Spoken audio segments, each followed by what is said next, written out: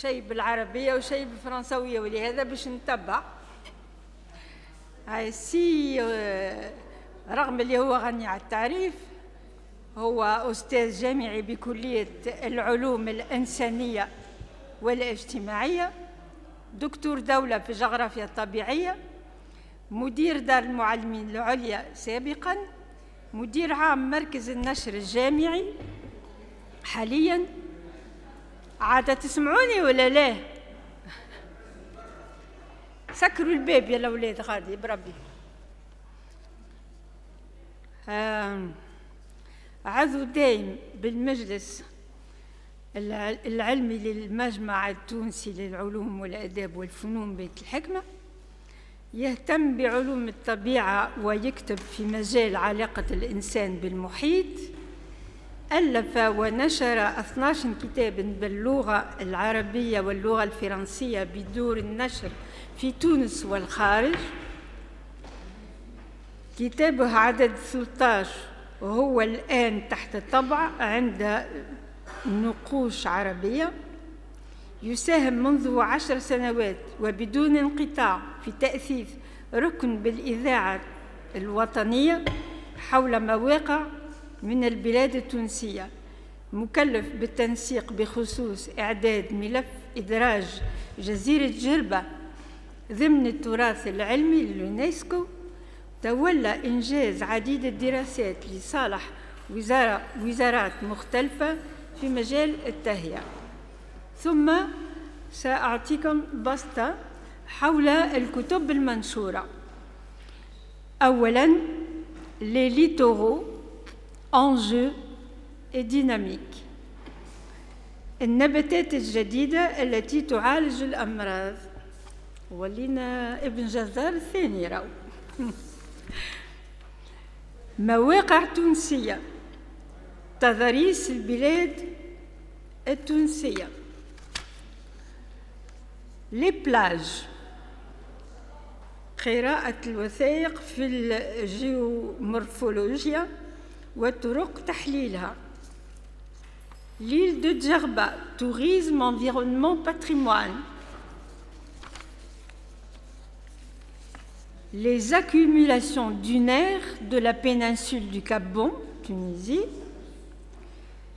العلاقات بين طرق الاستغلال bon, ouais, etc. Bon, je ne vais pas me casser la tête à lire ce que je n'arrive pas à lire. Le bassin versant du Kbir Meliel, études géomorphologiques. سلمونجي بعد ما صارت الفيضانات التعيسة اللي صارت في جهة الدخلة وبالخصوص في مدينة نابل، ولهذا النوابلية جاو يسمعوا مرحبا بهم باش يكلمنا sur les inondations en Tunisie entre nature et société. تفضل سلمونجي.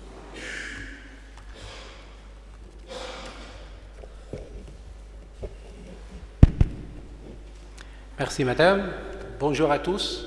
Donc en principe c'est en langue française. Bon, certains d'entre vous m'ont dit pourquoi pas en langue arabe. J'essayerai pour les concepts de les prononcer également en langue arabe.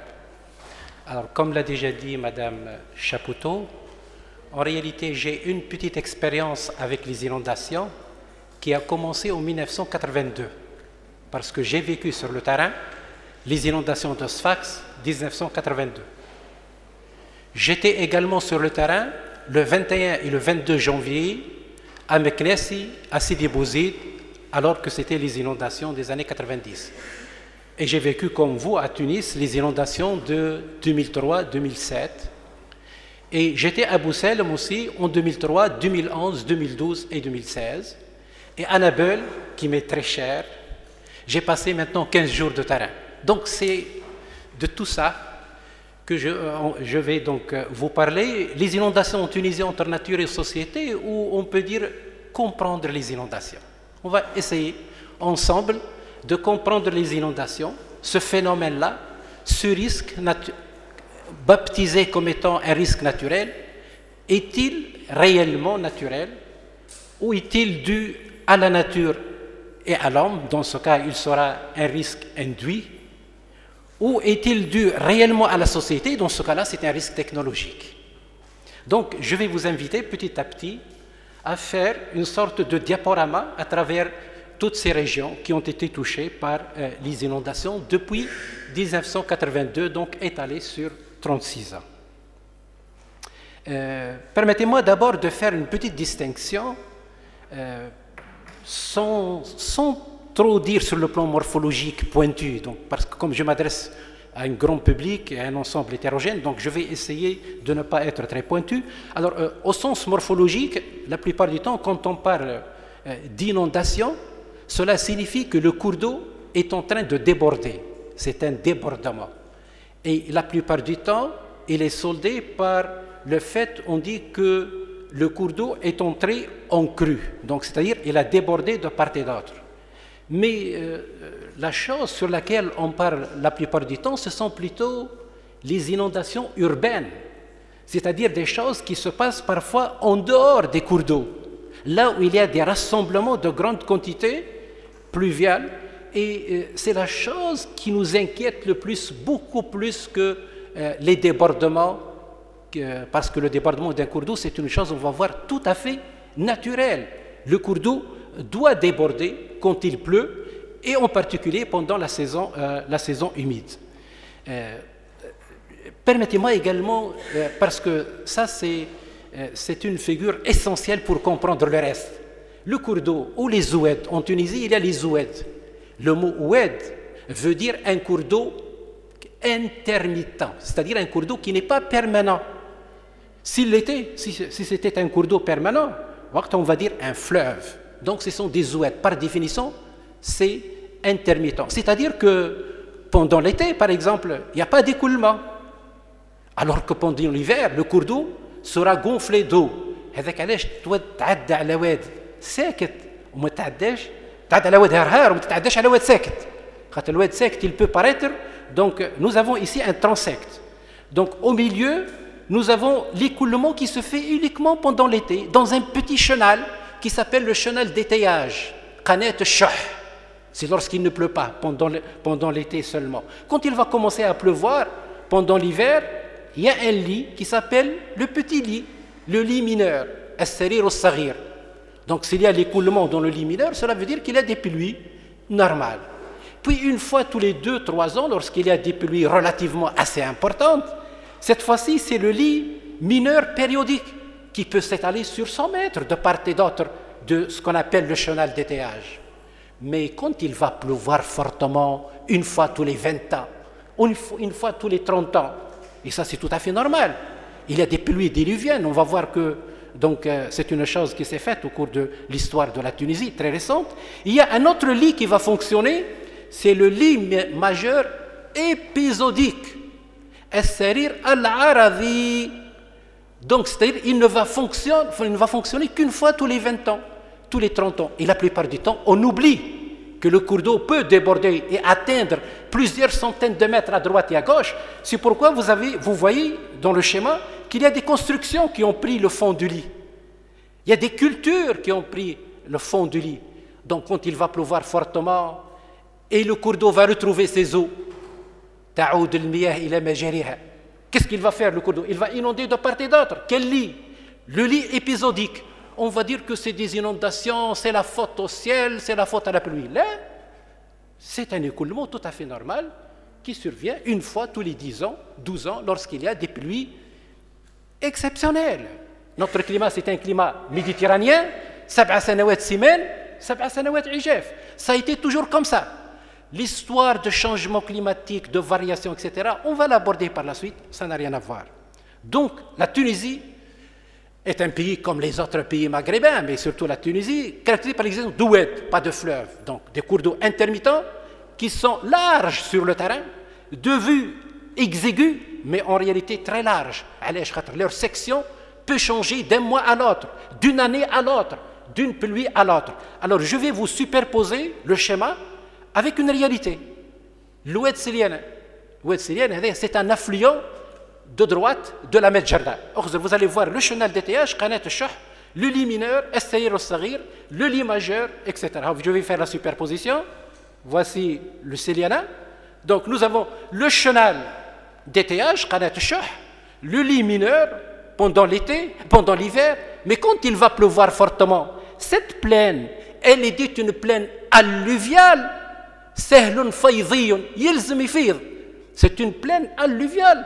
Donc c'est tout à fait normal si les eaux vont déborder de part et d'autre et inonder l'oliveraie. Ça, c'est le domaine du cours d'eau.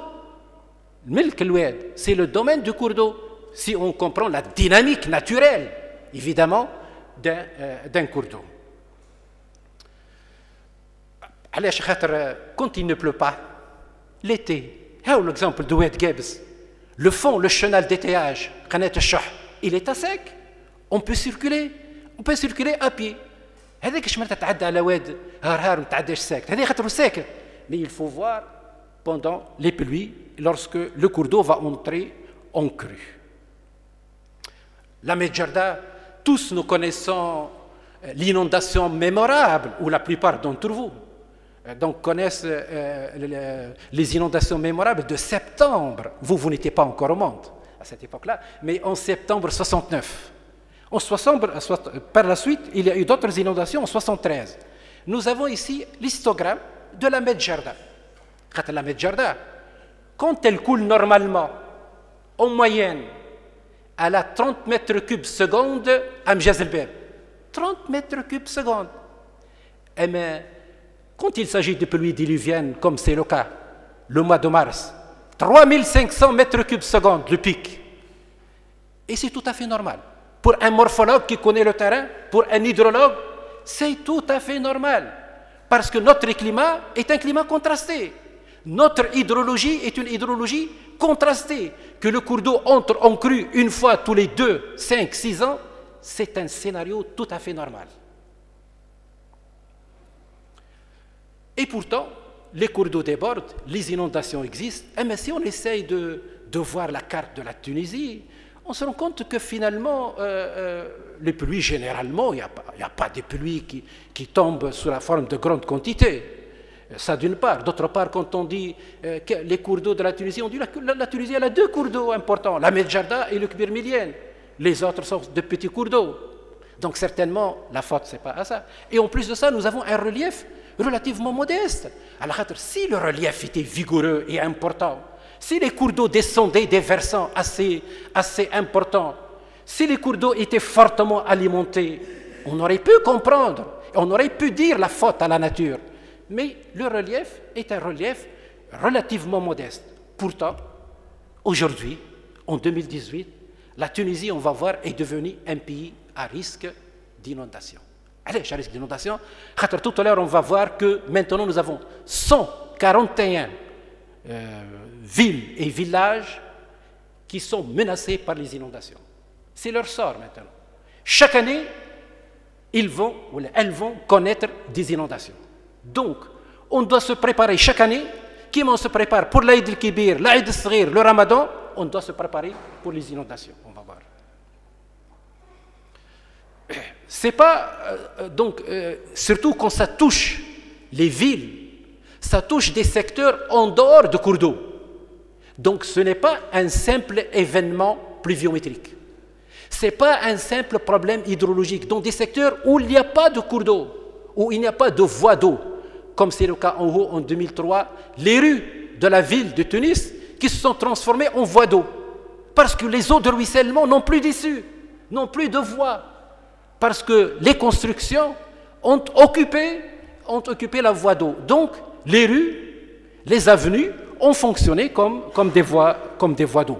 D'autant plus qu'on voit ici, donc à l'effigie de Montfleury, on voit qu'il n'y a plus d'issue des eaux. Les eaux essayent d'être évacuées, mais vous avez des murs qui vont contrarier la circulation et le ruissellement. Donc vous voyez là-bas, vous avez le métro et vous avez le mur qui bloque, qui barre, donc qui va jouer le rôle de barrage. Mais c'est un barrage anthropique. S'il va y avoir des rassemblements, des eaux, donc c'est tout à fait normal. Ça s'appelle des inondations urbaines. Donc ça n'a rien à voir avec l'importance des précipitations. Alors, si maintenant on essaye de regarder l'historique des grandes inondations qu'a connues la Tunisie, récentes, durant les 50 dernières années, il y en a 9.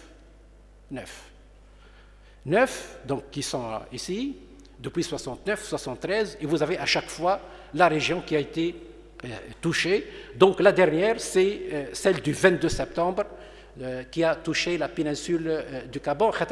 Ma dernière enquête s'est arrêtée au Gabon, mais nous savons que les inondations donc, se sont poursuivies par la suite. Alors, ce qui est important dans ce tableau, c'est que ce n'est pas un simple tableau, c'est que les années 60 et les années 50, les inondations étaient une fois tous les 10 ans. Une fois tous les 5 ans. Par la suite, est presque devenu une fois chaque année. Et par la suite, donc, dans la même année, on peut avoir 2 à 3 inondations, d'une et de 2. Avant, ça intéresse un certain nombre de régions qui sont à proximité de réseaux hydrographiques. Maintenant, regardons ces villes, on va dire que finalement toute la Tunisie, de Rdaïf à Sahel de Sousse, du Gabon à Gendoub, de Boussel à Massi de Bouzid, toute la Tunisie peut être touchée. C'est pour cela que je vous ai dit tout à l'heure que notre pays est devenu un pays vulnérable et à risque d'inondation. Alors donc c'est un pays vulnérable. Plutôt à cause, on va le voir, d'un certain nombre d'aménagements anarchiques. Lékin, pour rendre à César ce qui est à César, donc on peut dire, on va partir d'abord du phénomène pluie. Pour qu'il y ait des inondations, il faut qu'il y ait des pluies. Il y a un certain nombre de pluies qui sont irrégulières et soudaines. Mais c'est connu. Ce n'est pas en relation uniquement avec le changement climatique. Elle date de l'année dernière. Elle date des centaines d'années. Donc, les pluies sont des pluies irrégulières, soudaines, et le folklore de vache maigre, vache grasse, donc c'est une chose qui a toujours existé. Vous avez d'ailleurs ici un petit tableau qui montre que sur un laps de temps assez étendu, donc fiable, durant tout un siècle, de 1909 à 2000, donc on vous dit que par exemple un drame, le maximum peut aller, un drame, la moyenne est de 1502 mm par an. Mais le maximum peut aller jusqu'à 2200. Le minimum peut descendre 4 fois, jusqu'à 893. Donc, le fait qu'il y ait des pluies irrégulières, le fait qu'il y ait des pluies soudaines et parfois des années sèches, c'est tout à fait presque normal. Ces inondations, jusqu'à présent, toutes les inondations, ce sont des inondations qui surviennent l'automne, et surtout l'automne, et parfois le printemps. Ce n'est pas un hasard. Ce n'est pas un hasard aussi, dans la mesure où, à cette époque-là, vous avez la Tunisie qui est là, pendant l'automne, il fait encore chaud chez nous. La mer est encore chaude. Alors qu'il y a des courants froids qui viennent de la région polaire et de la région tempérée. Si bien que l'essentiel de la circulation avec le mouvement giratoire, l'air froid sera rabattu du côté est et va affronter le littoral tunisien de la partie orientale. Il va s'humidifier.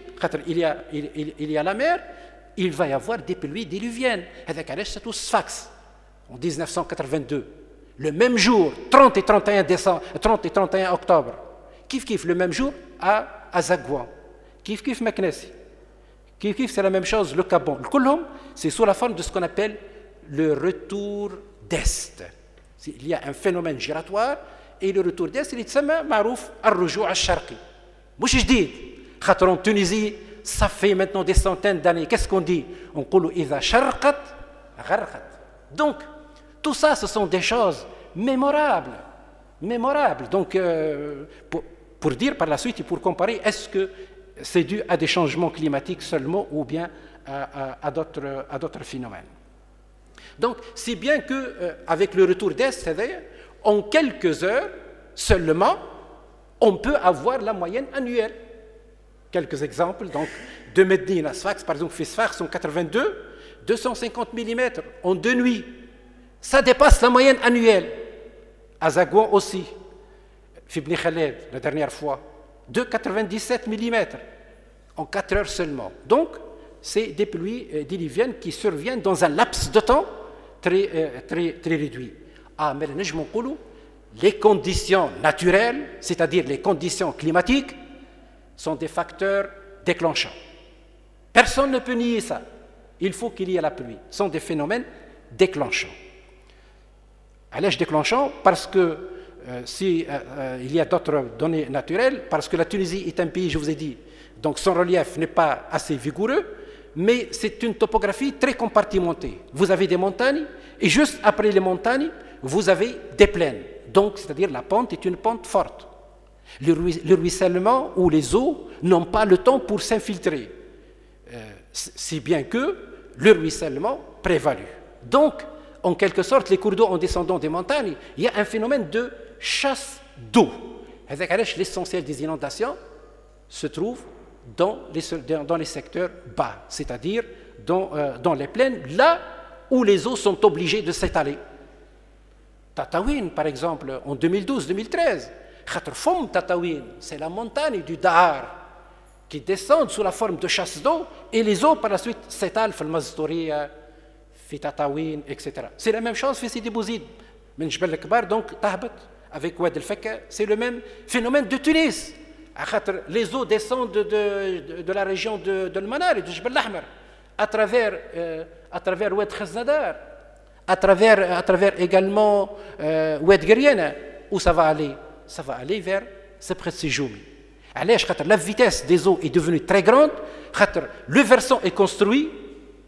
On a déjà également maçonné le cours des deux Oued, à savoir de Khaznadar et de Oued Geriana. Toutes les quantités d'eau vont arriver à la Sebkha. La nappe phréatique va monter, les eaux vont monter, les gens qui ont habité les environs de la Sebkha seront inondés. L'homme est allé vers la Sebkha ou la Sebkha est allé vers l'homme? On va répondre par la suite. C'est le même phénomène à Corbous aussi. Donc, le ruissellement prend l'avantage sur l'infiltration. C'est parce que chez nous et dans le monde, ce phénomène de changement climatique, on en parle. On vous dit, je vous donne ici des chiffres, c'est Faisal Tabani. On vous donne ici des chiffres. On vous dit que les incendies de forêt, par exemple en Suède, donc sont en hausse de 3000% depuis 10 ans. En France, les canicules, c'est aussi un phénomène donc, de manifestation de changement climatique. De canicules se multiplient depuis le début des années 2000. Mais depuis les années 60, 80 et les années 50, etc. Donc,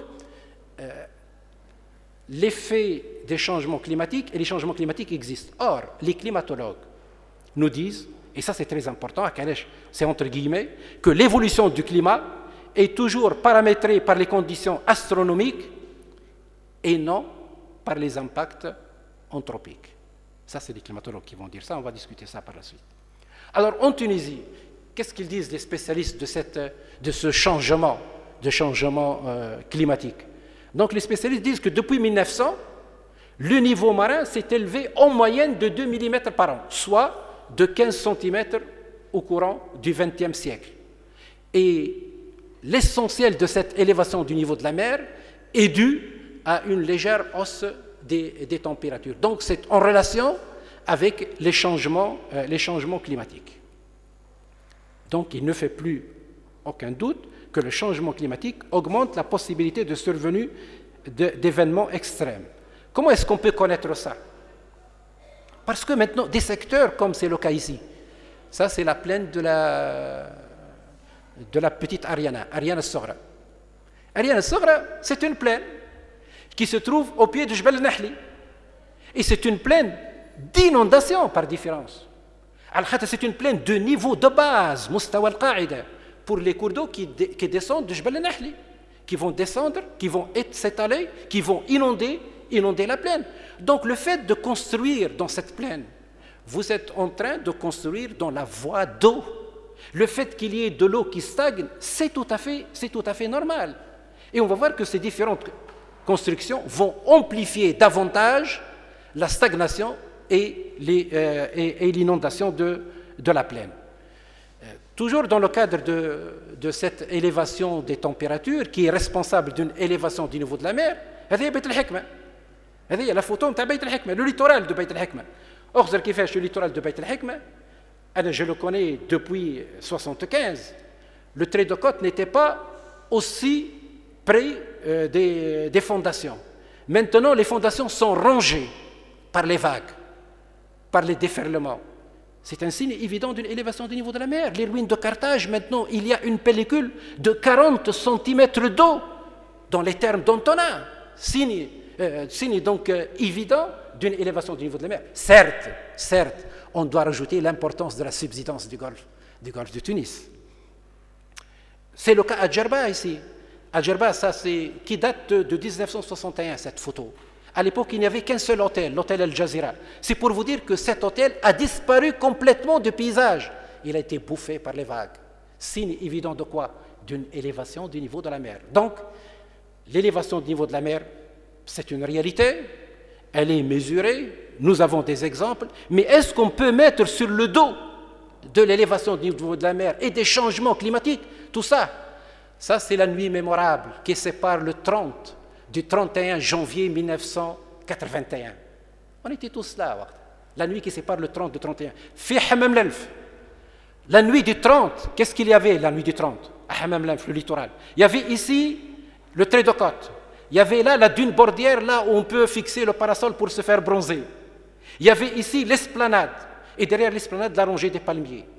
Et la nuit qui sépare le 30 du 31, il y a eu ces pluies diluviennes. On va revenir à ces pluies diluviennes. Le résultat, donc, c'est que les plages de la ville de Tunis ont complètement disparu jusqu'à présent. Pourquoi? Parce qu'il s'agit d'un dépôt irrité. Maintenant, de la Goulette à Khaireddin, de Hammam Lemf à Zahra, de Rades à Carthage, vous n'allez plus trouver un grain de sable. Qu'est-ce que vous allez trouver? Vous allez trouver ce paysage-là. Des enrochements. Que des enrochements. Suite à quoi? Suite à une tempête qui ne vient qu'une fois tous les 100 ans, et suite à une légère élévation du niveau de la mer. Donc ce sont des enrochements. Vous avez reconnu la personne, le moujid photo là, avec Mounji Bourgo en 1986, il y a 38 ans. Maintenant Chibani à la Fourrière. Donc on doit donc conclure une première conclusion. Les pluies qui sont considérés par les uns et les autres comme une manne du ciel, sont maintenant pour la plupart perçus comme étant une cause de catastrophe. Oui, on va donc essayer de comprendre ça. Ce n'est plus un simple phénomène naturel. Un phénomène naturel doit être étroitement lié aux eaux, doit être étroitement lié à un certain nombre de régions. Mais maintenant, quand n'importe quelle région tunisienne peut être touchée par ce problème, donc la question est due, les inondations sont dues plutôt à la façon dont l'homme a occupé et a aménagé l'espace. Donc les inondations doivent être définies non pas par rapport aux données naturelles, mais doivent être définies par rapport à l'homme et au lien qu'il a avec son milieu.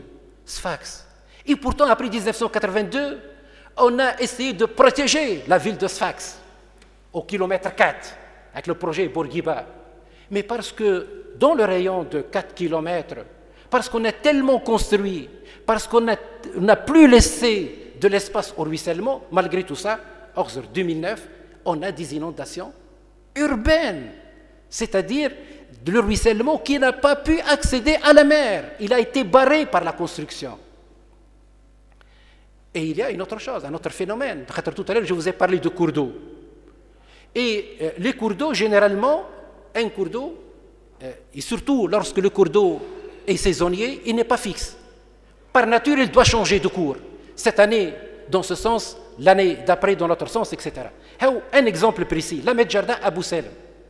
En 2003, la Medjarda, elle décrit des sinuosités. C'est tout à fait normal parce qu'on est dans une situation de plaine. Surface pleine, donc le cours d'eau va serpenter, va essayer de frayer chemin. Il décrit ce qu'on appelle des méandres. Au lieu de faire tout ce méandre-là, il va couper pour donc couler rapidement vers l'est ou vers l'ouest. Dans ce cas-là, cette partie-là, ou ce méandre-là, sera dit un méandre mort. الكوع المهجور يتهجر صحيح كي يتهجر الناس شنو يظنوا يقول لك تهجر صحيح الهجران هذاك وقتاش صار en 1948 donc la municipalité de Boussel مش عملت à partir des années 60. Mais Mahjour, il n'a pas fonctionné depuis 1948. Elle a fait des lotissements. Elle a vendu la terre. Les gens ont acheté et ont construit. Waqt li jat 2003, quand les eaux reprennent leur cours, عندما تعود المياه إلى مجاريها, le cours d'eau va reprendre son cours lorsqu'il va pleuvoir. C'est la situation. Or, cette situation-là, c'est-à-dire, on est là, puisqu'on a fait des lotissements et des constructions, elle est une route goudronnée. En 2003, lorsqu'il y a eu des inondations, la route a été submergée. Ce que vous voyez, ce sont les alluvions de la Medjada qui a essayé de reprendre ce que l'homme a pris par force, de le prendre également avec davantage de force. Surtout quand il s'agit de la nature. Quand on avance un peu dans le méandre, tout ça, ce sont des alluvions. Et le niveau de l'eau est monté jusqu'à où? Jusqu'aux fenêtres. 2,10 mètres. Le niveau 2,10 mètres. Dans ce bras mort abandonné, lorsque les eaux et lorsque le cours d'eau a retrouvé son ancien cours. Maintenant, quand on revient, on fait le tour, on revient ici. Donc, vous voyez, le chenal, la Medjada a construit un nouveau chenal, d'étayage. Oui, entre les différents rues, حي سماوه حي جديد, سماوه حي الضيامنتا. حي الضيامنتا في بوسالم. Dans un cours d'eau, dans un lobe abandonné. Et lorsque les eaux ont repris leur chemin, l'Oued a récupéré le terrain. Donc, quand la nature revendique, c'est bien. Tout à l'heure, je vous ai dit, le cours d'eau, il a plusieurs lits. Le lit majeur, là, on a fait passer la route. Lorsque le niveau des eaux a monté, c'est tout à fait normal. Lorsque le cours d'eau a occupé son lit majeur épisodique, donc la route est devenue complètement inondée. Le niveau de l'eau est arrivé jusqu'ici. Hein? Et par la suite, la plaine, la région de Tborba, de Garrish el-Oued, la région de Jdeïda, c'est une plaine alluviale, Souhoul Faïdiyya, d'inondation par excellence. Donc c'est tout à fait normal si on va voir ce folklore-là, c'est-à-dire qu'on a aménagé des secteurs qui sont vulnérables, parce qu'on a pris la voie d'eau. Bousselem en février 2002, lorsqu'on voit ce paysage-là, Bousselem s'est installé sur les rives de part et d'autre de la Medjada, dont le lit majeur, mais épisodique, périodique. Que dire épisodique? L'épisodique, c'est le lycée. Donc le lycée, c'est tout à fait normal. Le cours d'eau n'a fait qu'occuper son domaine public lié à ce cours d'eau-là. Tout à fait normal. En février 2012, le cours d'eau de la Medjada, il est là. C'est le lit majeur périodique. Il est complètement inondé. La nature a retrouvé ses biens, a récupéré ses biens. Avec force, oui. Et l'une, par exemple, des fautes qui a fait que les eaux ont débordé en 2003 et 2012, le pont, je parle donc sous le contrôle de Madame Mounira, ça c'est le pont qui a été construit en 1616, donc à l'époque du Dey. Et à l'époque, et jusqu'à présent, il y a en principe 8 ouvertures. Est-ce qu'on les trouve, les 8 ouvertures? Il n'y en a que 2 seulement qui fonctionnent. Les autres sont complètement bouchés. C'est-à-dire qu'il n'y a pas de travaux où on essaye de faire des travaux et d'interventions curatives avant, ou la préventive, avant les inondations. Donc voilà un facteur qui fait gonfler les inondations et oblige le cours d'eau à déborder. C'est le cas aussi. On est juste à l'entrée de Mjaz el-Bab. Donc ces phénomènes de dalo, ce sont des dalos qui sont sous-dimensionnés, qui n'acceptent pas les grandes quantités de cours d'eau. Quand on va faire, par exemple, un pont, ou là on va faire des dalos, ou là on va faire des guets, il faut penser au maximum. Il ne faut pas penser au minimum.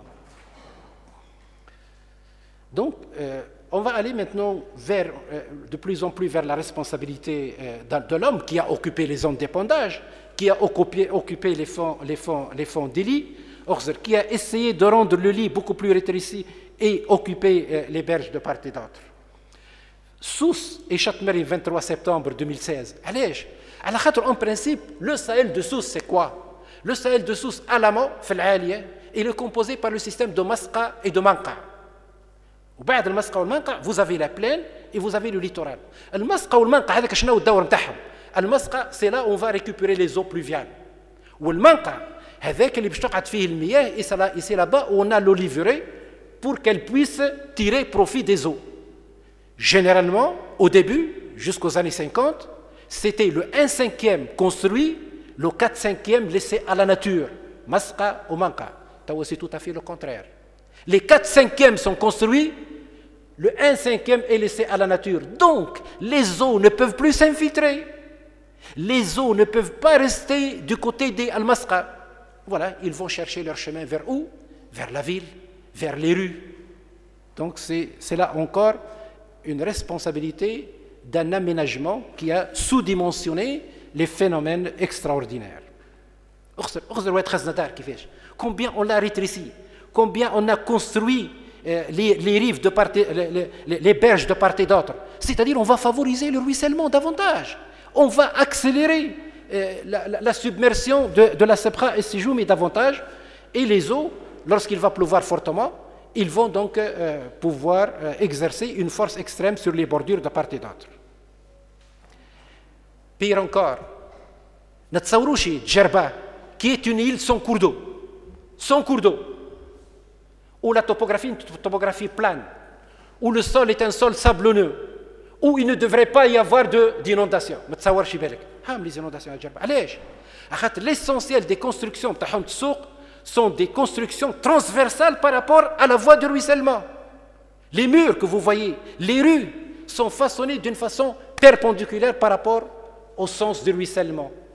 Faible qu'il soit, il ne peut plus atteindre la mer.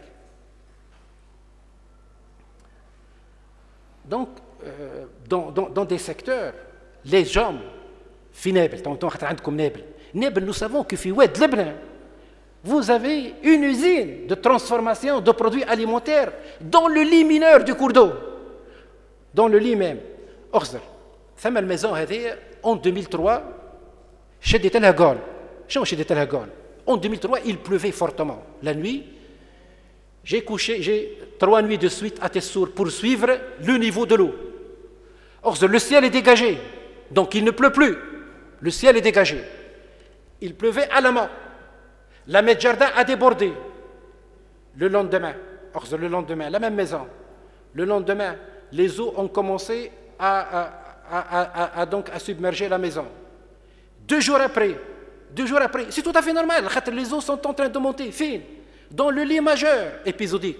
Le lendemain, le 4e jour, voilà la totalité des choses. Donc, le monsieur, vous avez la vallée de la Medjardin comme ça. Et ça, c'est la berge du cours d'eau. Le domaine de réseau hydrographique se termine ici. On ne doit rien aménager, rien faire. Et par la suite, on va dire, c'est les inondations, on est touché, on doit nous aider, on doit, etc. Bon, mais ça, c'est un autre problème. Donc, jusqu'à présent, ce que nous avons vu pour 2012, 2003, mais aussi pour les autres années, généralement, ce sont des agglomérations qui se sont développées dans et sur les chemins des eaux. Là où l'Oued devrait s'étaler dans la plaine. Ou là, par exemple, comme le cas de Bizerte, la ville de Bizerte, la ville de Tunis, il y a le Manarat, ou le Nasser, mais il fait Gerrih. En principe, c'est là le point de départ des cours d'eau vers Sebkha Terienne et vers Sebkha Sijoumi. Quand vous allez construire tout cet ensemble-là, les quelques gouttes qui vont tomber vont donc submerger très vite la plaine, c'est-à-dire la région de Manouba, la région de Khaznadar et la région de Sijoumi, etc. C'est-à-dire les inondations de Meknès, le 21 et le 22 1990. Tout le ruissellement qui s'est exercé sur les versants, il a apporté tous ces alluvions, il a déposé fil au fond de la dépression. Il y a dépression de Meknès. Allez, al Meknès, là-bas, d'une façon ancestrale, on essaie de lutter contre le ruissellement. pour l'arrêter sur les versants et pour le récupérer vers la plaine. شنو نستعملوا؟ يستعملوا كلمة المجود. المجود قاد يقود المياه. Ce sont des systèmes de ségia où on essaye de canaliser les eaux petit à petit pour pouvoir par la suite donc, les utiliser pour l'irrigation, etc. Quand on a abandonné maintenant ces systèmes de mgoud, quand on les a remplacés par des tabias sur les versants, la nuit du 22 et du 21, ces tabias ont retenu des quantités d'eau et est venu un moment où tous les tabias ont cédé en même temps. Et donc, mal foutus d'abord, mal construits, ont cédé en même temps et c'est l'inondation donc de la dépression. Ce qui fait que les dégâts sont des dégâts très lourds. Donc c'est un risque naturel qui peut se transformer en catastrophe. La catastrophe, on passe du risque à la catastrophe lorsqu'on commence à parler de dégâts matériels et de dégâts humains. Vous avez ici l'affichage de la délégation du gouvernorat de Gendoub en 2012 qui fait des appels d'offres pour plusieurs milliards. Je m'arrête pour plusieurs milliards. C'est-à-dire que toutes ces dépenses curatives qu'on va faire après la catastrophe, si on a dépensé tout ça pour les dépenses préventives, ça serait une bonne chose pour nous. Ça, c'est une carte qui date de la fin des années 90, mais que j'ai actualisée jusqu'à 2018. Cette carte, c'est la carte de la Tunisie, toutes les taches bleues, comme les régions susceptibles d'être touchées par les inondations. C'est-à-dire finalement que toute la Tunisie, aussi bien du nord, de l'est, de l'ouest, du centre que du sud, sont des régions susceptibles d'être touchées par les inondations. Le commissariat général de développement régional, 141 agglomérations susceptibles d'être touchées. Un quart de la population est menacée. Donc, ce qui fait que le problème est devenu très sérieux et que la Tunisie est devenue un pays à risque. Donc, jusqu'à présent, vous allez me dire, mais vous n'avez pas parlé du Caban. On va parler maintenant du Caban. Donc, au Caban maintenant. Au Caban, je suis à l'heure. Hein? Le Caban. La plupart d'entre nous oublient, vous allez dire que le Caban, il y a des pluies diluviennes qui ne viennent jamais. Il y a 279. La plupart d'entre nous ont oublié, par exemple, en 2003, lorsqu'il y a eu les pluies en Tunisie, à Tunis, le 17 septembre, il y a eu 185 mm. 5 jours après, le 23, il y a eu 134. Le cumul dépasse les 250. On a oublié ça. On a oublié, par exemple, qu'à Qlibia, en 1996, en un jour, 180 mm. Donc, les pluies diluviennes, c'est une chose qui est tout à fait normale. Alors, les inondations maintenant de la péninsule du Caban, j'ai récolté ici des choses que vous connaissez, que vous avez lues, etc. Mais هذه زاد باش حاجه اخرى باش نكون خاطر فوبيا نتاع الفيضانات. على خاطر par la suite on va dire que parmi خاطر باش نقول que faire par la suite. On va voir que parmi les solutions, il faut s'initier à ce qu'on appelle la culture du risque. On va voir. Donc ici on nous dit, bon, les estimations on nous dit qu'à peu près 100 milliards, dont 60 milliards pour les pistes et les ponts, il y a à peu près, dans toute la péninsule évidemment du Caban, 3500 maisons endommagées. Alors, on va essayer d'aller petit à petit pour vous montrer un certain nombre d'exemples et vous allez me dire la faute à qui? À la nature, à l'homme ou à Voltaire peut-être. On va voir.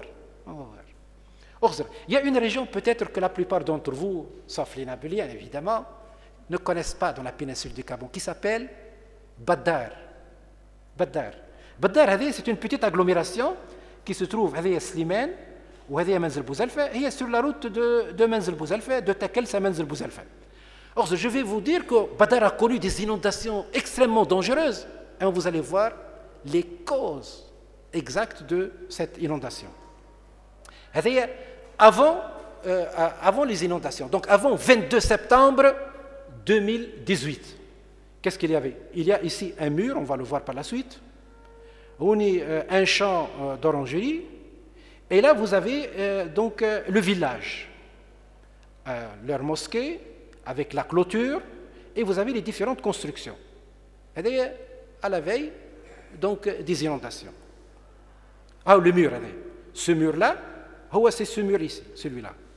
Et on devine déjà l'existence d'un petit cours d'eau.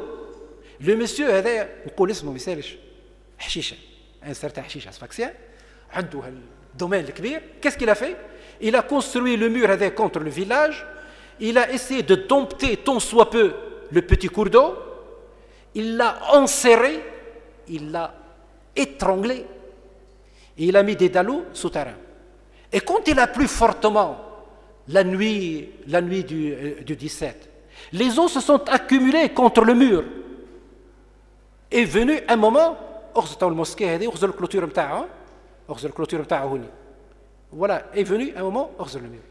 Dans la mosquée, donc il y avait le système de clôture, le mur, on va le voir ici, et tout le village a été submergé.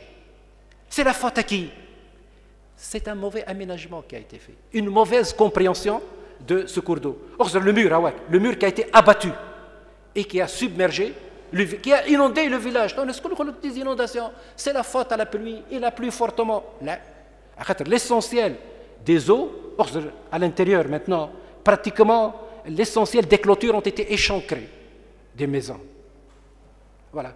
Et tout le mur qui a été abattu, ou chauffe le monsieur qui a étranglé.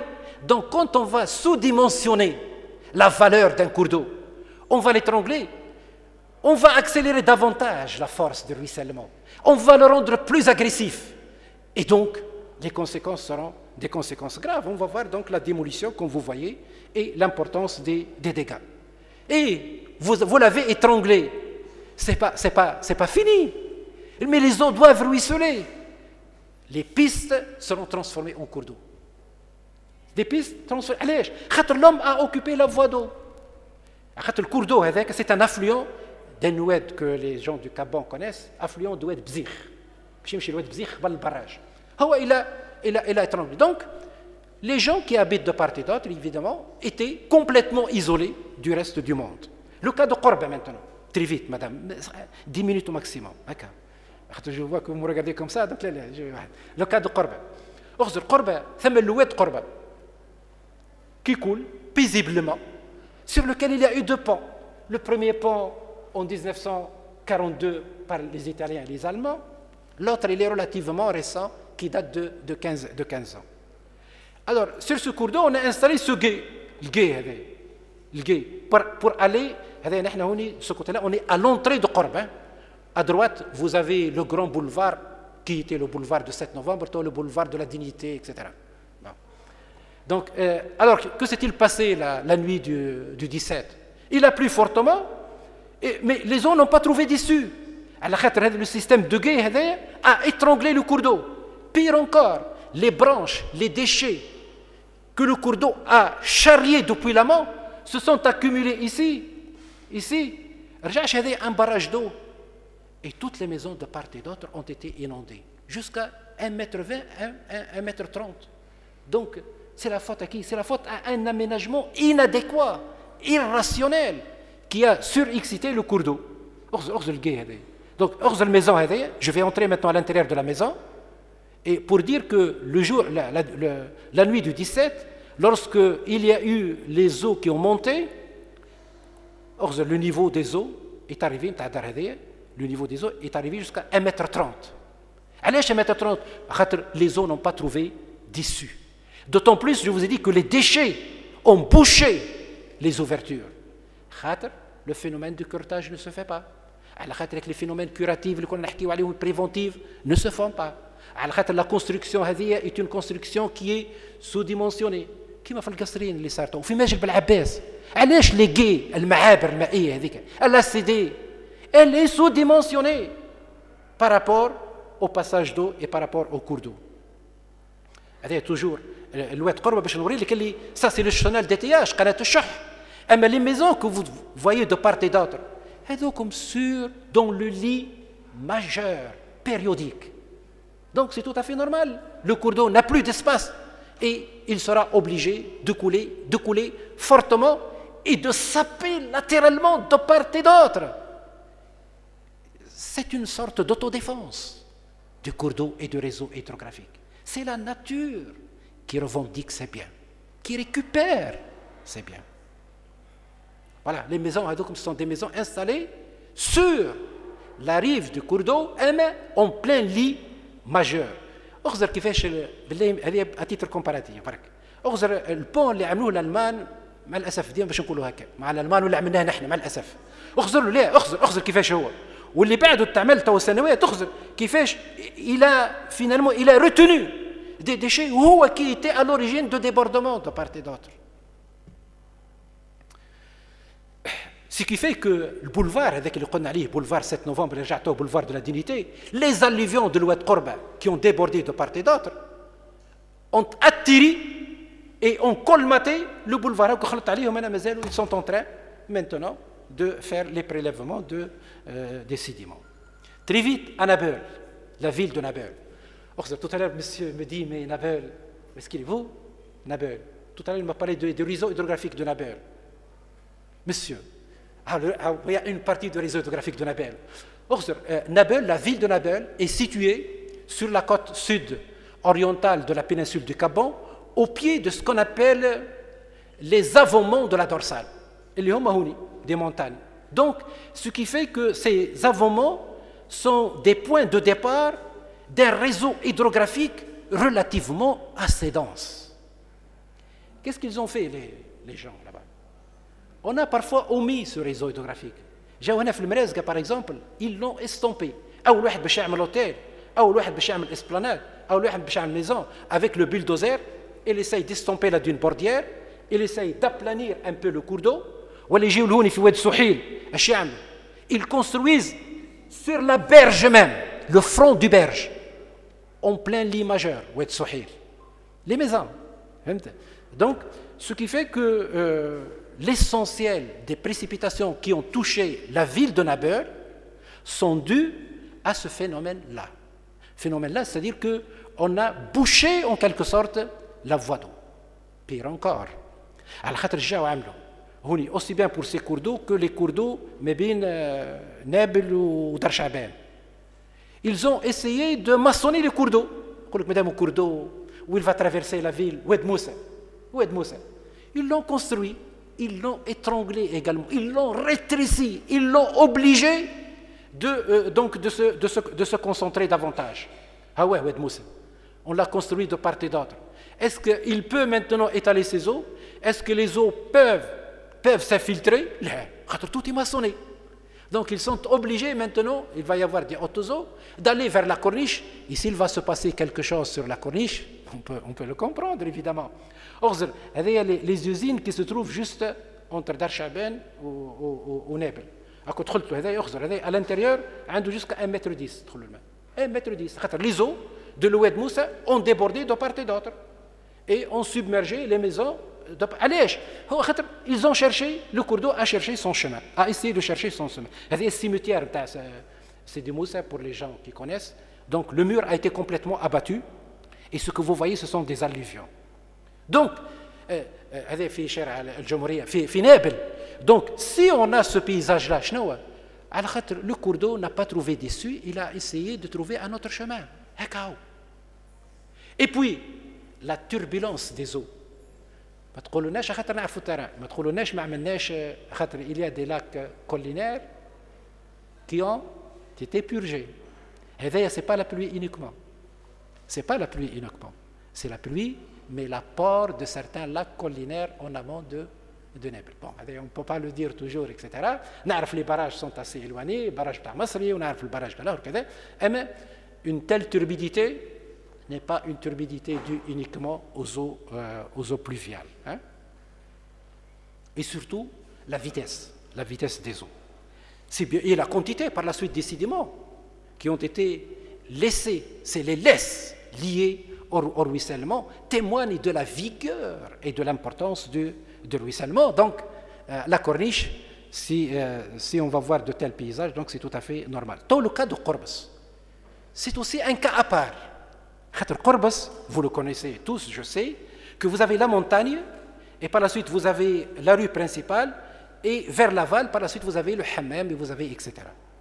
Les géographes appellent ça, là, le secteur qui reçoit les eaux, on l'appelle le bassin de réception. Donc le cours d'eau, généralement, il a 3 grandes parties. Il a le bassin de réception, le chenal d'écoulement, Qanat al-Masir, et par la suite le dépôt. قناة المسيل ما عادش، قناة المسيل رجعت كياس. فين باش يسيل؟ إذا باش يسيل في الكياس، donc c'est tout à fait normal. Et il va accumuler où? Il va accumuler à l'aval. جاو الفرنسيس en 1903. Qu'est-ce qu'ils ont fait? Ils ont dit que comme ça c'est le bassin de réception, la partie haute, ça c'est le chenal d'écoulement. Donc qu'est-ce qu'on va faire? On va faire un système souterrain, un écoulement, donc il faut faire un tunnel pour qu'il y ait un écoulement souterrain, et par la suite il va y avoir les eaux qui vont arriver au hammam. C'était bien, ça a fonctionné comme ça. Est venu un moment, les années 90, le bouchon, ça c'est lorsqu'on est ici. Donc ça c'est le départ du tunnel en quelque sorte. C'est là où les eaux devraient transiter dans le sous-sol pour arriver à la mer. Ils l'ont bouché. Ils ont dit, on va faire un écoulement superficiel et on va récupérer les eaux. Et les eaux, par la suite, on va essayer de les pomper pour faire des stations de pompage dans la partie sommitale. Et voici les stations de pompage.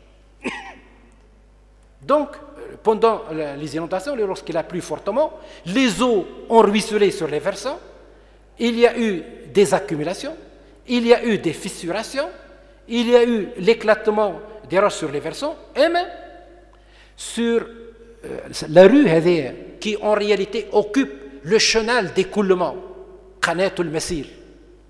Elle va fonctionner comme le cours d'eau, comme étant le cours d'eau. Les eaux du bassin de réception, parce que c'est un torrent.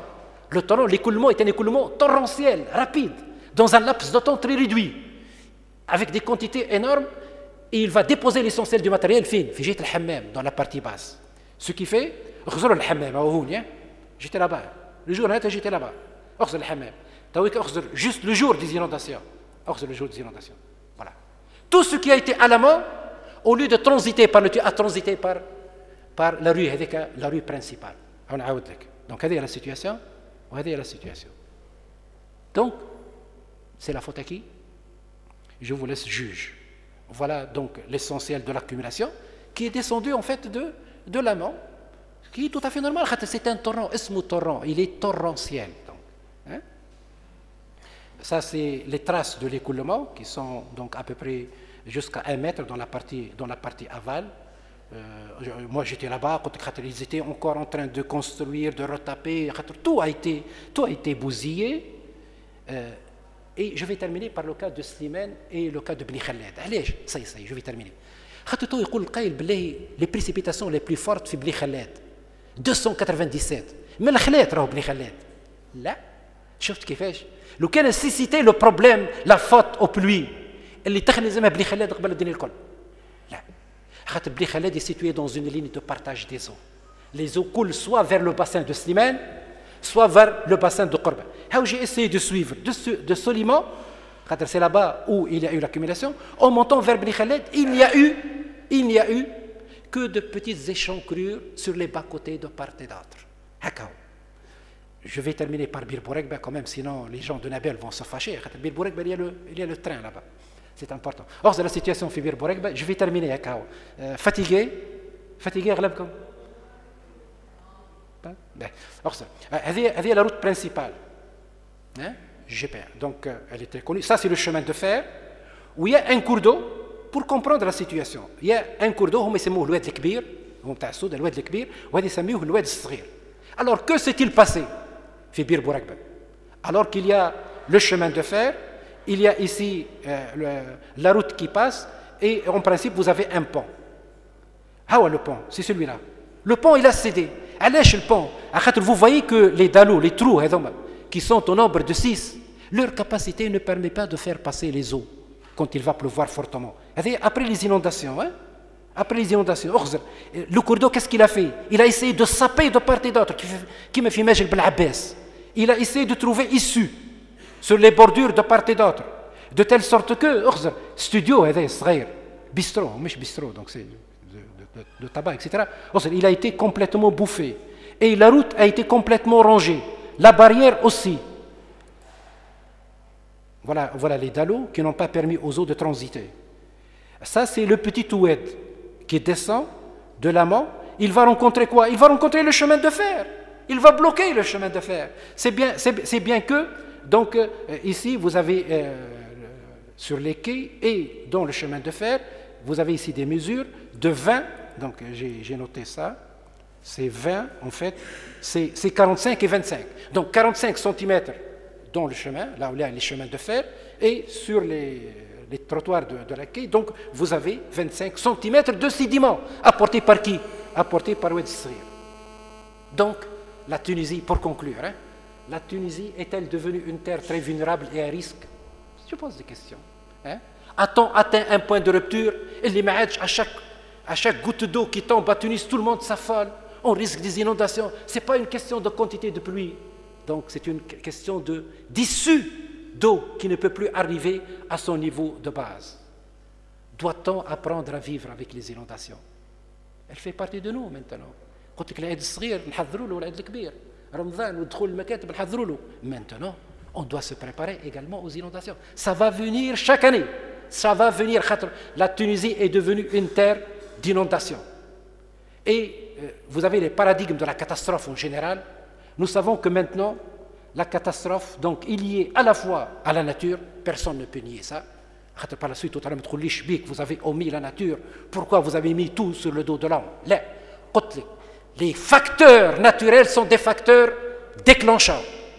Les facteurs anthropiques sont des facteurs aggravants. Pour être clair, aujourd'hui, il nous faut surtout éviter l'ingérable et gérer l'inévitable. Et je me rappelle d'un proverbe qui va bien avec ce que nous avons vu. Celui qui sème le vent récolte la tempête. N'arrif, vous que faire? 2 secondes, que faire? Que faire? 2 secondes. La première, très vite, d'une façon télégraphique. Donc, il faut qu'il y ait des actions anticipatives. Mais après les inondations finables, c'est un peu comme les pompiers qui viennent lorsque l'incendie a finalement tout bouffé. Elle doit faire des travaux et des actions anticipatives. Elle doit anticiper. Pendant l'été, les choses devraient commencer donc pendant l'été et même avant chaque année. Et puis, il faut maintenant de plus en plus penser à ce qu'on appelle des cartes pour les risques naturels.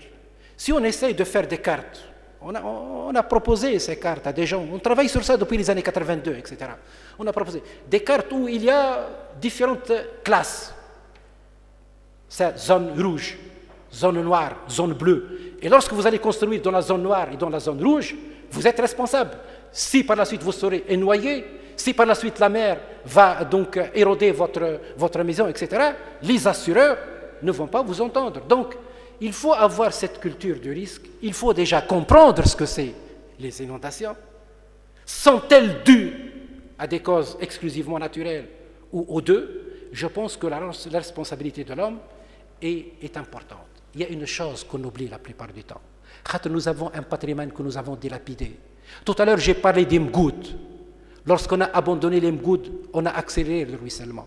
Lorsqu'on a abandonné les jussours, Jibal al-Dhahr, le ruissellement fi Tatawin et fi Mednin a été davantage accéléré. Lorsqu'on a abandonné le système de Masqa et de Manqa, fi Souss, le résultat était ce qu'il était. Donc, je pense que la Tunisie est devenue une terre d'inondation, mais reste maintenant à voir à juste titre la place de l'homme et la place de la nature. En tant que connaisseur du terrain, pendant 38 ans, je peux signer que la faute est plutôt à l'homme. Je vous remercie.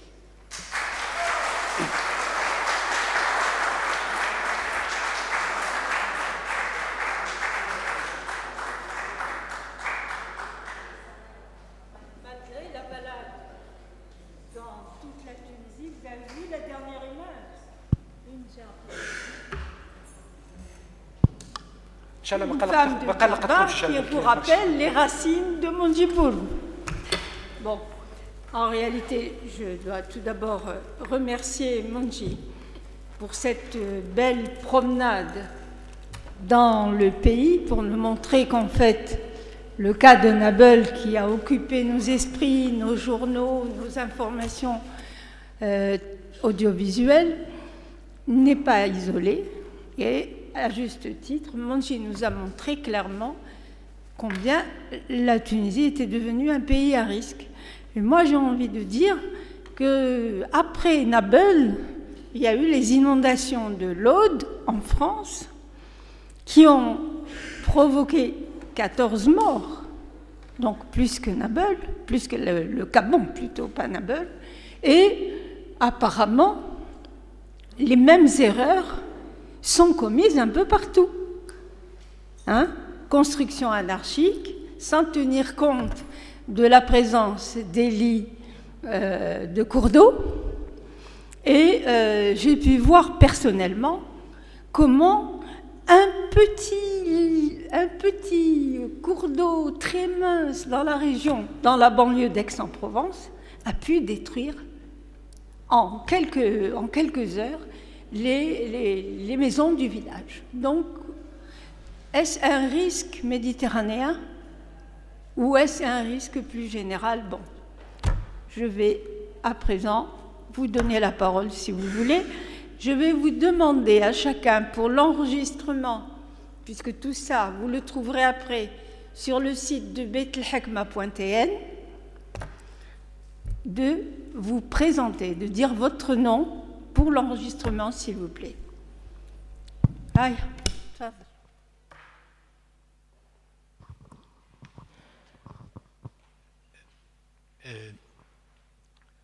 Lotfi Cheibi, chercheur tunisien, a écouté le professeur Bourgou pendant cette très belle et instructive intervention. On perçoit de mieux en mieux que la donnée statistique qui est très importante dans le calcul des inondations, etc., elle est faussée par l'action, l'inadéquation de l'homme et l'intervention surtout de l'homme.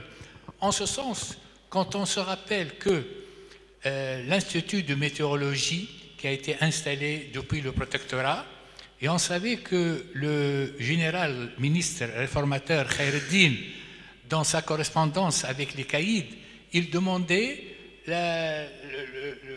les précipitations dans chaque région de la Tunisie. Ça bien avant le protectorat. Après le protectorat avec l'Institut de météo, donc il y a eu justement cette donnée statistique. Bon, pourquoi la donnée statistique est importante? Parce que on dit que cette oued yahmel dans chaque 50 ans. On dit que cette oued yahmel, par exemple, pendant un siècle. Ça, je l'ai relevé dans les études faites par les Français. Maintenant, justement, voilà la question que se pose, c'est que la donnée statistique, elle ne vaut plus rien, presque avec justement l'action de l'homme. Voilà, c'est tout. Merci.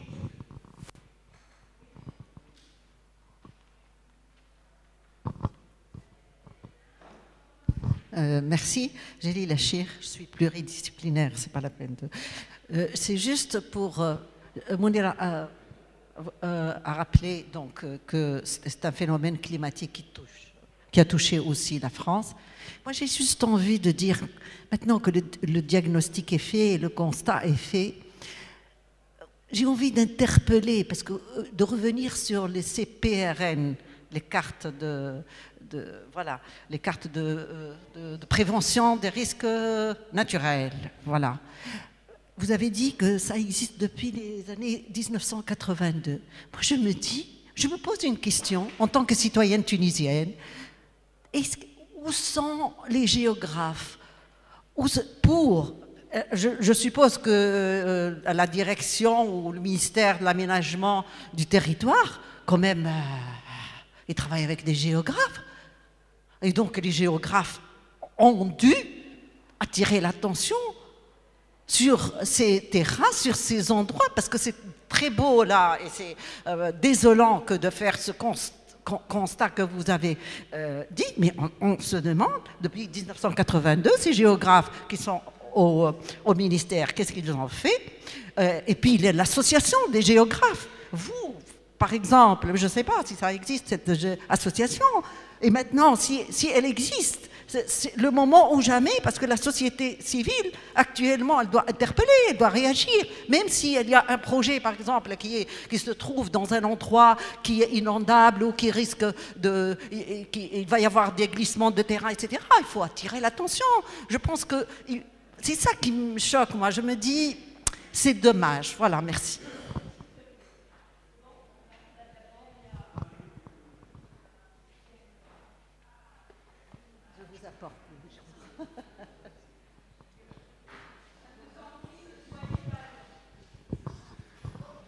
Je voudrais d'abord commencer par remercier mon collègue Monji Bourgou pour la persistance de son observation. C'est une vie qu'il raconte là.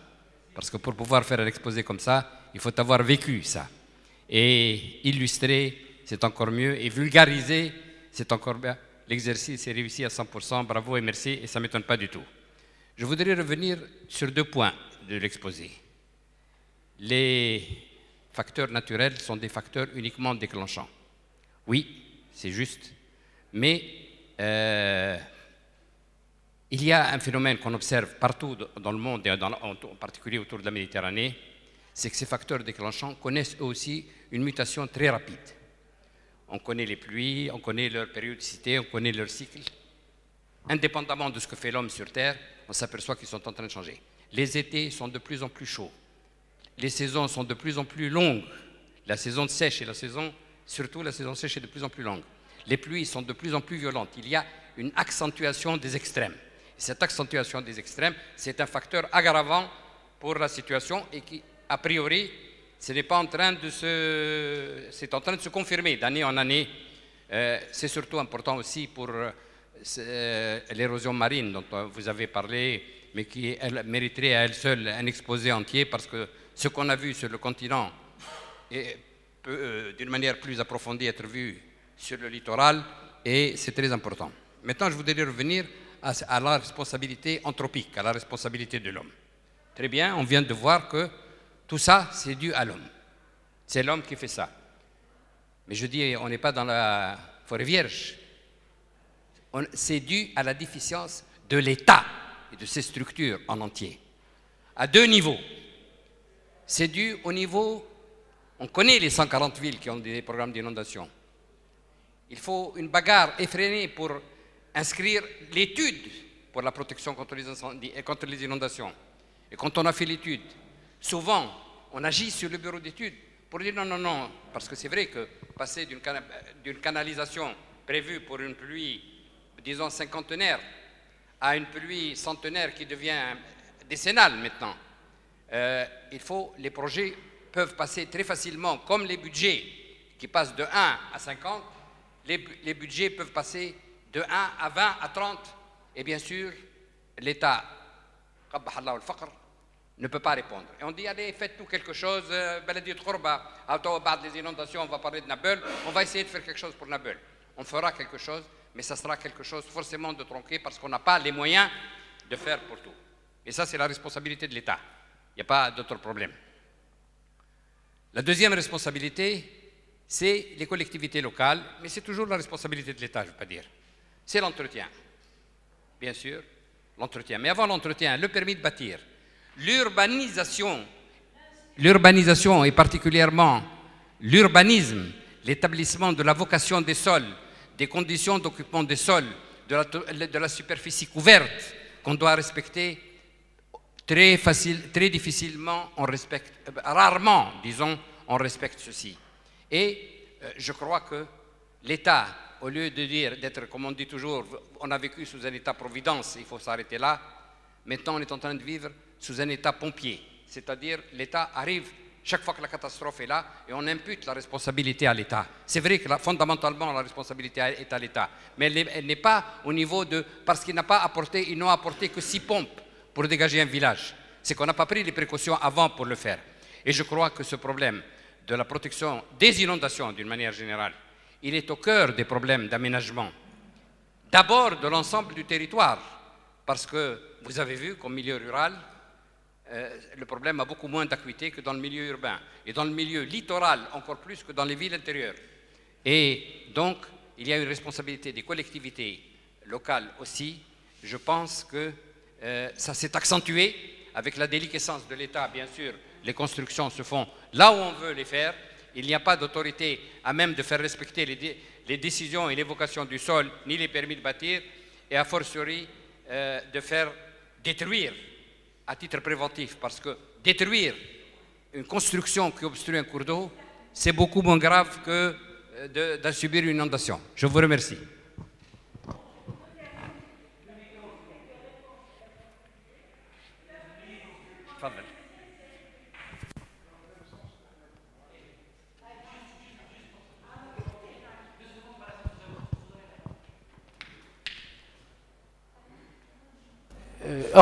Monsieur le ministre, je suis tout à fait d'accord avec ce que vous avez dit. Madame, pour répondre à votre question, madame, c'est elle qui a répondu? C'est pas grave, je vais répondre. Donc, pour répondre à sa question de géographe et d'ingénieur, je vais donner un seul exemple. En principe, nous avons écrit, nous avons tiré le signal d'alarme, nous avons fait plusieurs choses. Je vais donner un seul exemple. Les enrochements que vous avez vus tout à l'heure, en 1986, on a bataillé pour dire non, ne faites pas les enrochements. Ça va enlaidir le paysage. Ça sera une perte pour toujours du littoral. Essayez de faire une alimentation artificielle. C'est le politique qui a gagné. Le politique. Boussofara Waqta était le maire de Hammam Lenf, était l'ami de Habib Bourguiba. C'est lui qui a gagné la partie. Donc, il faut voir toutes ces choses-là. Tout à fait, je suis tout à fait d'accord avec ce que vous avez dit. L'action de l'homme a faussé les statistiques. Et donc, ceci corrobore ce que je vous ai dit, l'importance et le poids de l'action de l'homme dans le déclenchement des inondations. Shukran, merci. Je voulais... Ramadan Guidish, je suis géographe urbaniste. Je continue sur la lancée de Si Ahmed, que je salue. Je vais parler de deux points. Le premier, c'est le dimensionnement des ouvrages et des infrastructures. Le second, c'est l'aménagement. Vous savez bien que la Tunisie, en construction, après l'indépendance, avait peu de moyens. Donc la population augmente, l'exode rural, l'urbanisation. Vous savez, actuellement, l'urbanisation, c'est très important, l'agriculture intensive et le déboisement. Ce sont là des facteurs anthropiques très importants qui ont concouru à ce que nous voyons actuellement. On ne peut pas dimensionner les infrastructures sur des crues centenaires, vu qu'on n'a pas assez de moyens, comme je le dis, et la Tunisie doit répartir ses richesses et son argent partout dans le pays. C'est un problème de coût, donc ce n'est pas un problème d'engineering ni de rien du tout, c'est un problème de coût et de répartition un peu de la richesse. On partage donc le risque partout dans le territoire. Et on arrive à faire des ouvrages décennales, bon, au risque de voir dans 20 ans, ou bien dans 10 ans, ou bien même avant le dimension, avant 10 ans, on risque d'avoir des crues. Bon, avant, ce n'était pas très grave, mais maintenant, ça devient trop grave. Bon, mais comme vous le savez, on table toujours sur le respect de l'environnement et de l'aménagement. Là, je viens au deuxième point. L'aménagement est en fait, et il est fait selon des normes scientifiques, selon des normes rationnelles, mais c'est le non-respect des plans d'aménagement qui pose problème. Ça, c'est votre dernier exposé a parlé un peu de ça, mais ce n'est pas l'aménagement, c'est le non-respect de l'aménagement qui est là, qui est problématique. Vous savez bien, quand on fait une étude d'aménagement, on fait un dossier d'infrastructure et surtout un dossier de protection de l'environnement. Et les études d'impact en Tunisie sont nées à partir des années 90. Et là, c'est un acquis très important pour la Tunisie. Les inondations sont un élément important. Le problème, donc, par ailleurs, est aussi social et politique. Ahmed en a parlé un peu.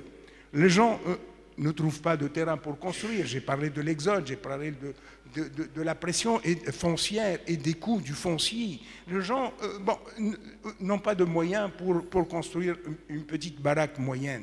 Donc, c'est là le problème. Hein. Il y a un problème social. Donc, les terrains sont chers. Les gens construisent dans les zones sans permis de construire. Et après, la STEG leur donne le courant, la SONED leur donne donc de l'eau, et la commune, les collectivités locales, les collectivités donc se trouvent devant un fait. Il faut que ces gens-là vivent. Et il y a aussi par-dessus, si on met le politique qui veut gagner des voix et qui veut gagner le Parlement, ça devient catastrophique. Donc, je termine par cela.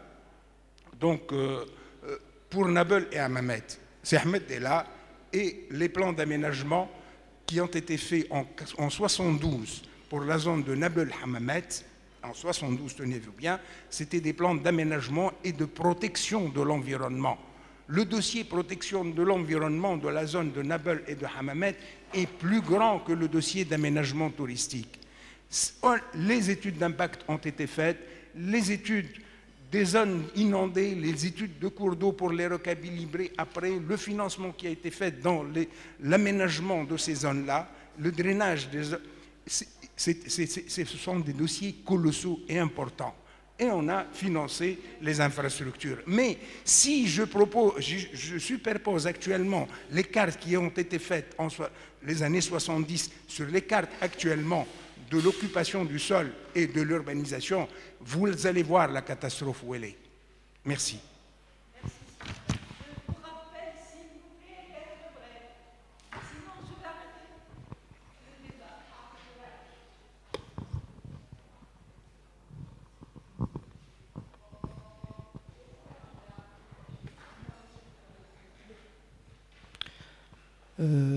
Samir Dridi du journal La Presse.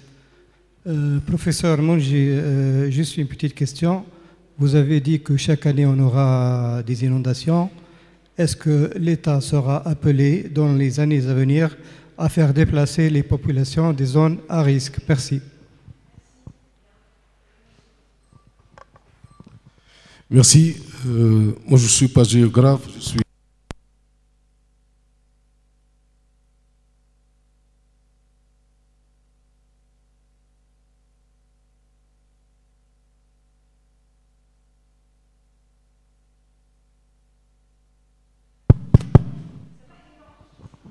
Kemel Chibeni, je suis directeur exécutif de l'AFTUSA, c'est la Fédération des sociétés d'assurance. Je vous remercie, professeur, pour la présentation. Juste, je veux rappeler deux choses. Avant 2011, nous a été recommandé de ne pas parler des risques CatNat, catastrophes naturelles, et les risques JAMP, grève, émeute et mouvement populaire. Après 2011, donc, avec les événements qu'ont connus la Tunisie, donc, ce sont deux garanties qui ont été bien recherchées. Donc, on a essayé d'apporter les couvertures appropriées. Les risques JAMP en Tunisie ont coûté dans les 600 millions de dinars. Les CatNat, pas grand-chose pour nous, les assureurs. Malheureusement, dans la région de Nabeul, il n'y a que les entreprises étrangères, loi 72 et suivants, qui sont assurées contre les risques CatNat.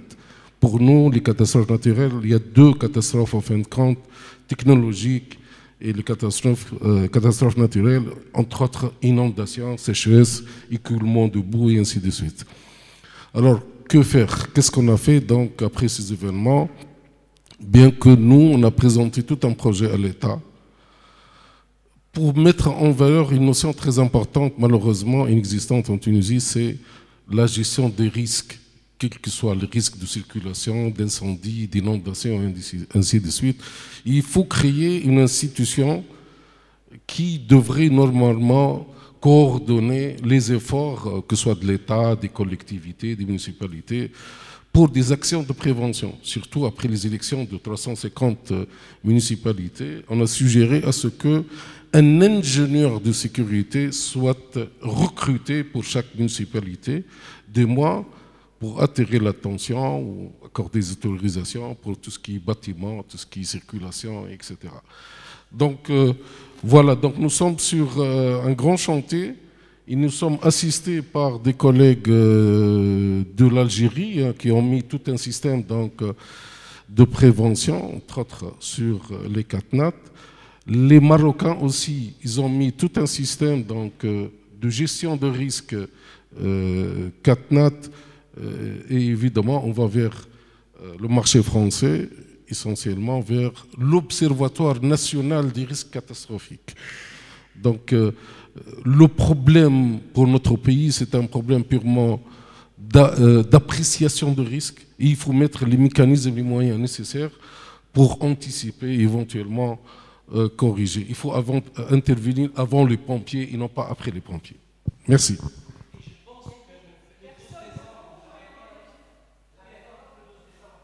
Oui, avec Maître Mamour, le président de l'Association tunisienne de droits des assurances, on organise la journée sur les assurances CatNat. Merci, c'est moi, j'ai Abdelhamid Labidi, sociologue.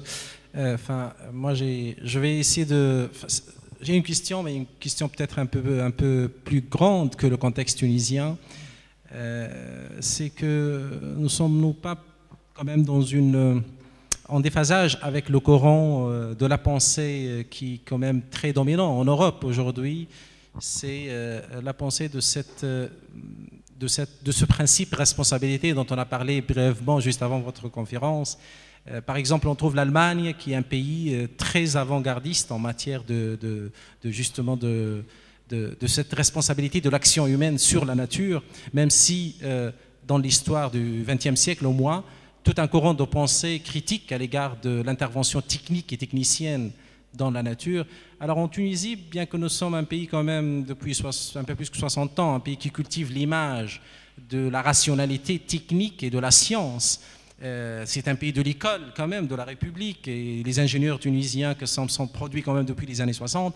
Pourquoi jusque-là, aujourd'hui, la Tunisie, comme je parle de l'État notamment, la culture de l'État, n'a pas mobilisé le savoir scientifique pour justement prévoir, terme que je reprends à Auguste Comte, hein, savoir pour prévoir et prévoir pour pouvoir.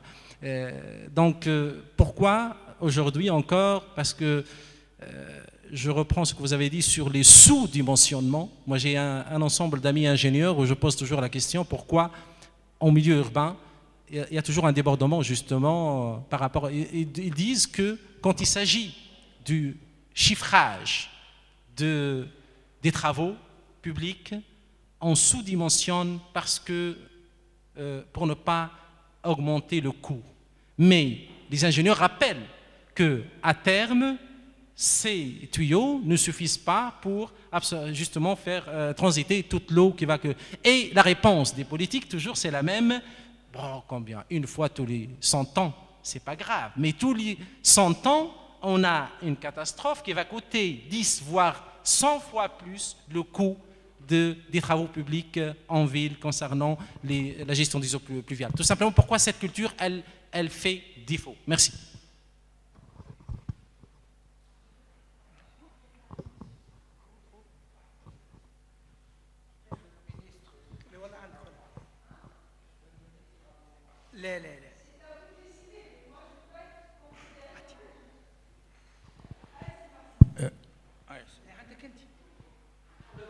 Bon, Mahmoud, Anna Mohamed Chouch, je suis actif dans la société civile et ancien maire.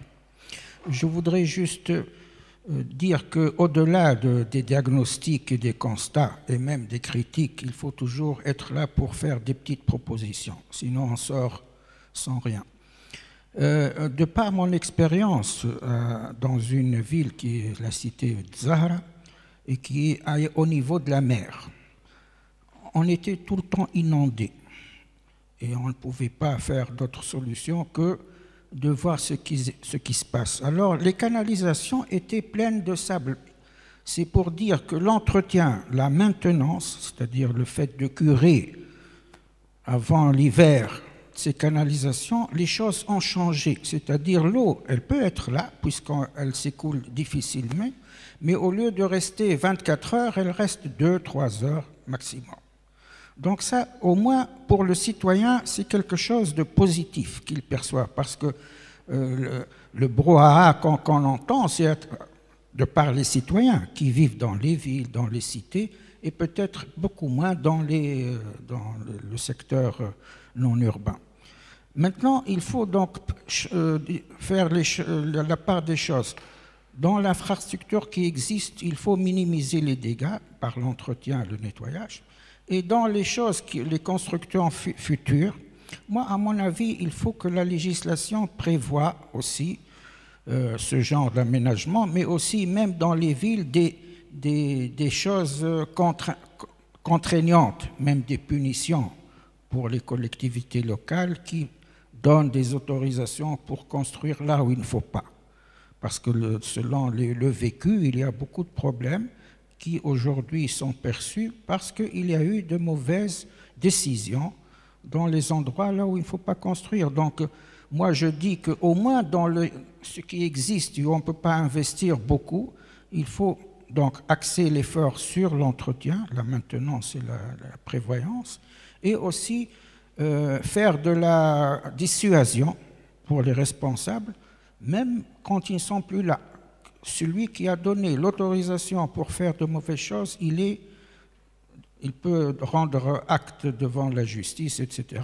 Et bien sûr, pour tout ce qui est cité, nouvelle cité, il y a des exemples qui sont positifs, parce que, comme on a dit, l'étude d'impact qui est obligatoire par la NPE, etc., prévoit ce genre de choses.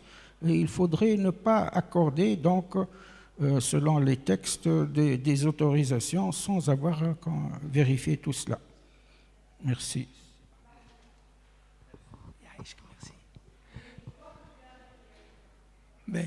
Non, je voudrais remercier Simonji pour cette présentation très vivante et très convaincante qui est fondée sur un travail d'observation de presque 40 ans.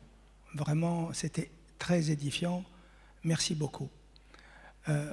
Ma question fondamentale, et j'ai trouvé une première réponse dans le commentaire de l'AFTUSA. Comment faire en sorte qu'il y ait des mécanismes et des institutions qui soient responsables de cette question. Sichèouch vient également d'apporter un ensemble de réponses au niveau des municipalités, au niveau des mécanismes qui pourraient être mis en place. Mais je crois que le temps est maintenant venu d'aller à l'essentiel.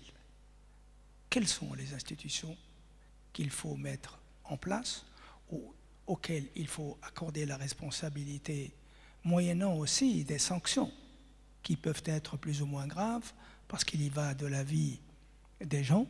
On l'a bien vu en Tunisie, mais on le voit partout ailleurs.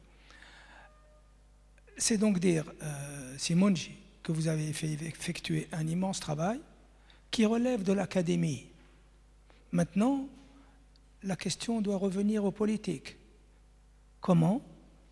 Maintenant, sur la base de cette étude très fouillée, très claire, qui montre bien la responsabilité humaine, la responsabilité institutionnelle, comment aller maintenant pour faire en sorte que cela ne se répète plus.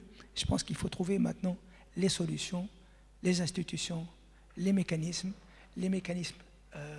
incitatifs et les mécanismes aussi en termes de sanctions. Je crois que c'est maintenant de cela que la Tunisie a besoin.